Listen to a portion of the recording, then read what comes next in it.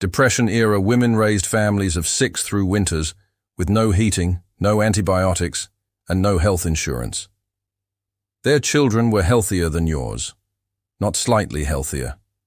Measurably, documentably healthier in the specific categories that matter most: fewer chronic conditions, fewer autoimmune disorders, fewer digestive illnesses, stronger immune response to seasonal illness.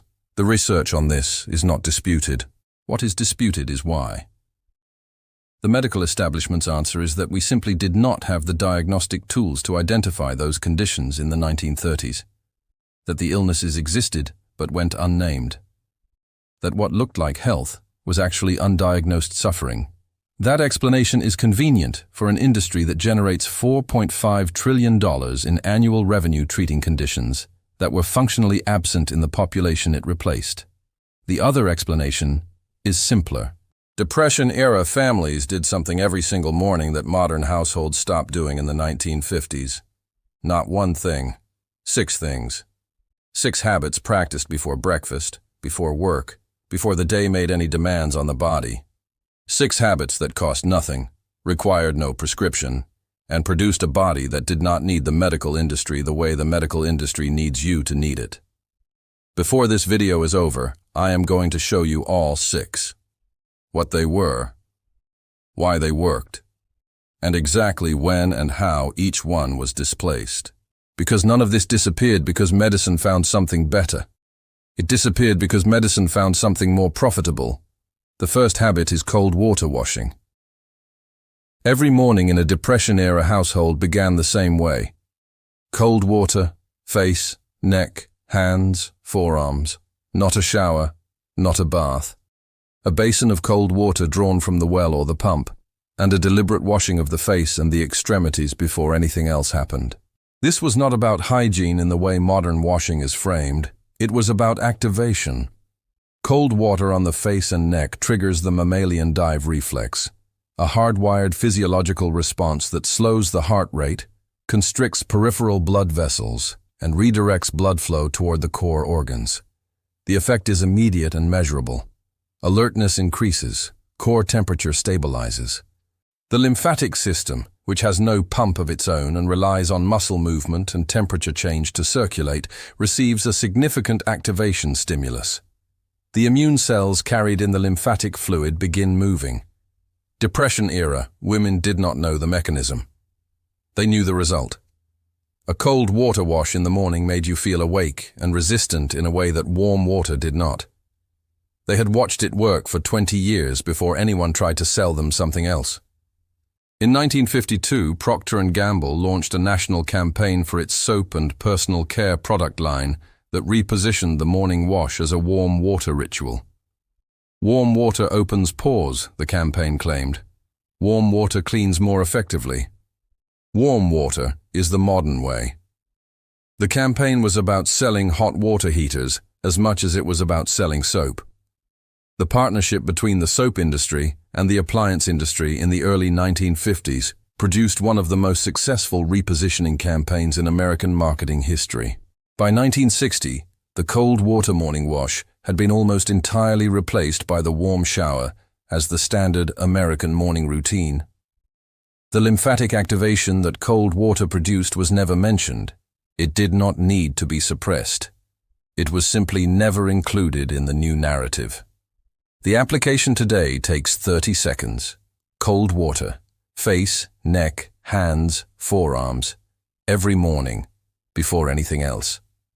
The second habit is the fasted walk. Depression-era families did not have the option of remaining sedentary in the morning. Animals needed feeding before breakfast. Water needed drawing, wood needed splitting or carrying. The morning began with physical movement performed on an empty stomach in outdoor air before the first meal of the day. This was not exercise in the modern sense, it was work. But its physiological effect was identical to what modern research now calls fasted cardio. Low-intensity physical movement performed before eating, when blood glucose is at its lowest and the body is drawing on fat stores and ketone bodies for fuel. The metabolic effect of 30 minutes of fasted movement every morning is well documented. Insulin sensitivity improves, fat oxidation increases, inflammatory markers decrease. Cortisol, which peaks naturally in the first hour after waking, is metabolized more efficiently through movement than through stillness. The Depression-era morning routine produced these effects automatically because the alternative, remaining still until after breakfast, was not available. The post-war suburban lifestyle made the alternative available. A heated house that required no wood to be carried, a car in the driveway that required no walking to a destination, a kitchen with instant heat that required no outdoor trip to begin cooking. The physical demands of the morning were removed one by the appliances and infrastructure of modern convenience. And with them went the metabolic benefits that those demands had produced. A study published in the British Journal of Nutrition in 2013 found that fasted morning exercise burned 20% more fat than the same exercise performed after eating, 20%. From a habit that Depression-era families performed every morning without thinking of it as health management, the application is a walk, before breakfast, every morning, 30 minutes, outside, no equipment, no gym membership, no supplement, just movement on an empty stomach in the morning air. That is the entire practice. The third habit is the morning tonic. And this is the one that the pharmaceutical industry worked hardest to displace because it was the one most directly competitive with the products they were developing. Every Depression-era household had a version of the morning tonic, a small amount of something taken first thing, on an empty stomach, before any food. The specific formulation varied by region, by family, by what was available. But the core ingredients appeared consistently across documented accounts. Apple cider vinegar, raw honey, warm water, sometimes a pinch of cayenne, sometimes a small amount of lemon juice when it was available. The mechanism of each ingredient is now well understood even if it was not named in 1932. Apple cider vinegar is acetic acid. Taken before a meal, acetic acid slows the rate at which the stomach empties, reducing the glycemic impact of the subsequent meal and stabilizing blood glucose. It also stimulates the production of digestive enzymes that improve nutrient absorption from the first meal of the day. Raw honey contains hydrogen peroxide, methyl glyoxal, and a range of antimicrobial compounds that are destroyed by heating. Taken raw and on an empty stomach, it reaches the gut lining in a form that suppresses pathogenic bacteria while leaving beneficial bacteria intact. It also provides a small amount of rapidly available fuel that prevents the cortisol spike that an entirely fasted morning can produce in some individuals. Cayenne contains capsaicin. Capsaicin activates receptors in the digestive tract that increase circulation, stimulate digestive secretions, and produce a mild thermogenic effect that raises core metabolic rate for several hours. The combination of these three ingredients, taken on an empty stomach first thing in the morning, produced a metabolic and immune priming effect that modern nutritional science has subsequently validated through multiple independent research pathways. The FDA began its systematic reclassification of traditional food-based health practices in 1958. Between 1958 and 1968, over 200 traditional preparations, tonics, bitters, herbal preparations, fermented foods taken for health, were reclassified from food to drug. The reclassification meant that any health claim made about them required clinical trial evidence. Clinical trial evidence required money. The money required to run clinical trials was available to pharmaceutical companies developing patentable synthetic compounds. It was not available to the makers of apple cider vinegar and raw honey. The reclassification did not ban the tonic. It banned the claim that it worked. And without the claim, the practice lost its transmission. The knowledge stopped being passed down, not because it was prohibited, but because it was officially unacknowledged. The application is 3 ingredients in a glass of warm water every morning before breakfast. 1 tablespoon of raw unfiltered apple cider vinegar, 1 teaspoon of raw honey, a small pinch of cayenne if you have it. Total cost under $2 a month.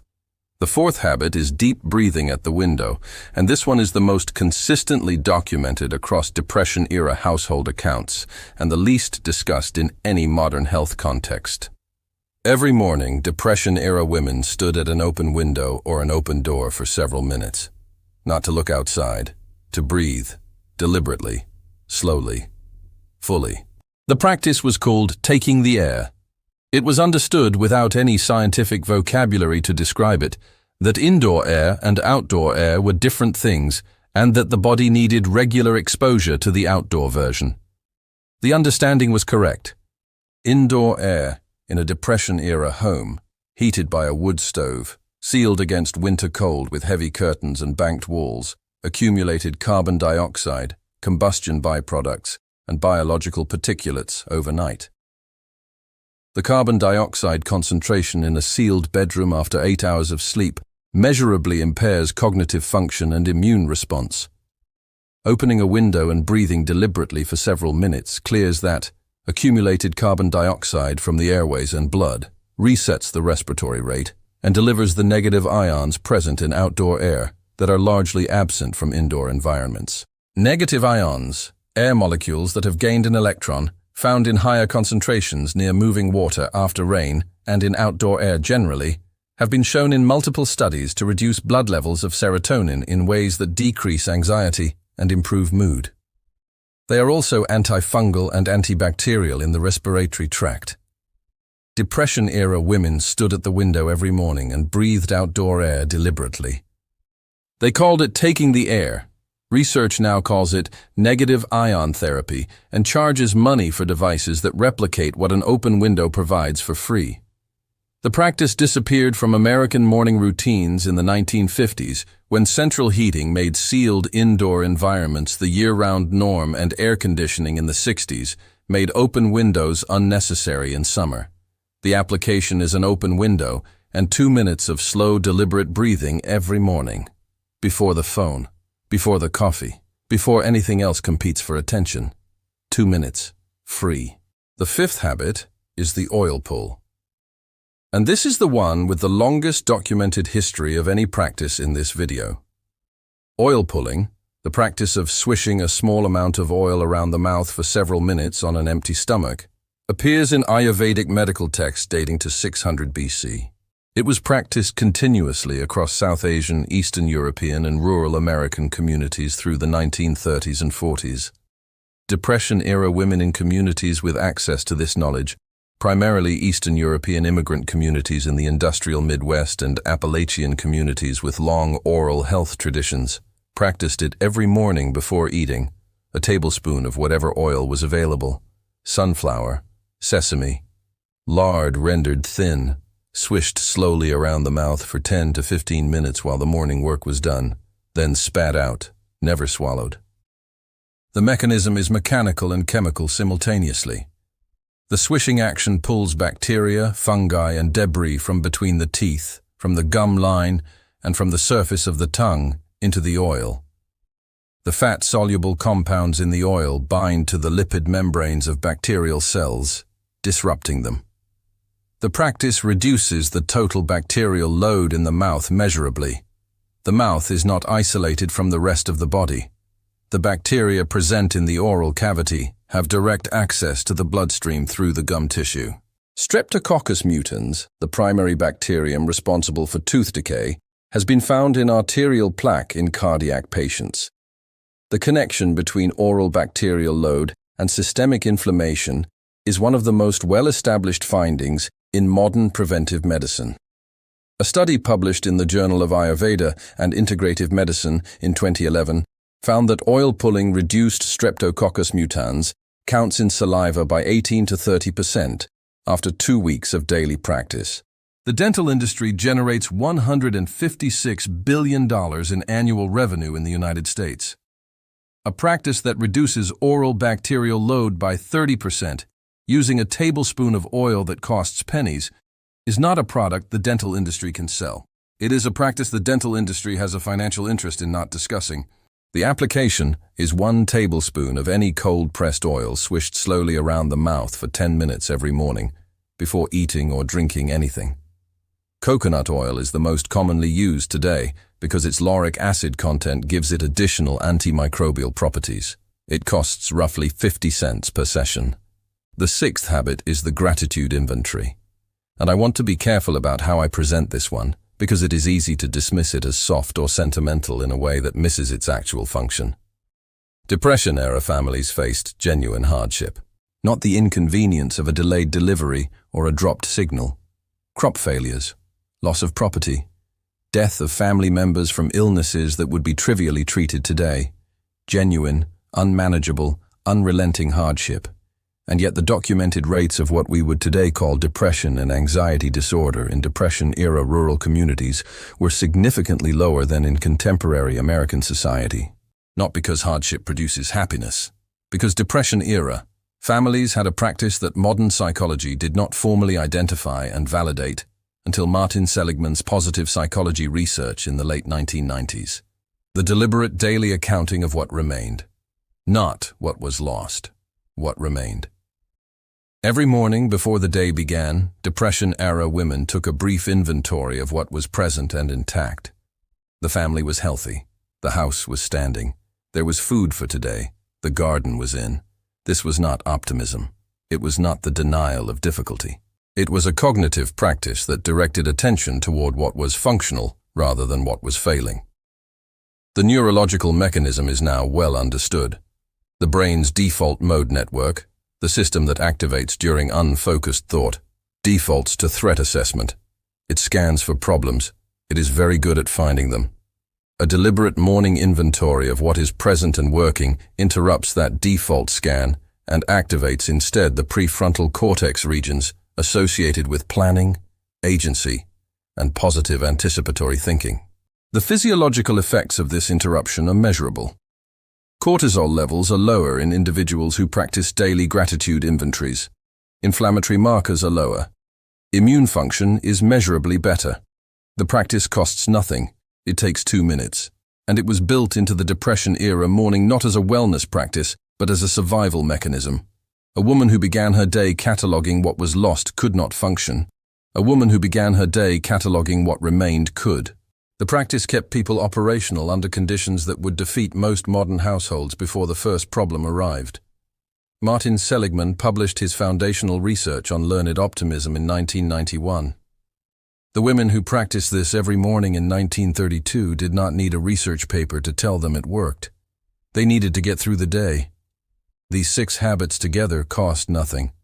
Cold water, a fasted walk, 3 ingredients in a glass, 2 minutes at an open window, a tablespoon of oil, 2 minutes of counting what remains. The American healthcare industry generates $4.5 trillion in annual revenue.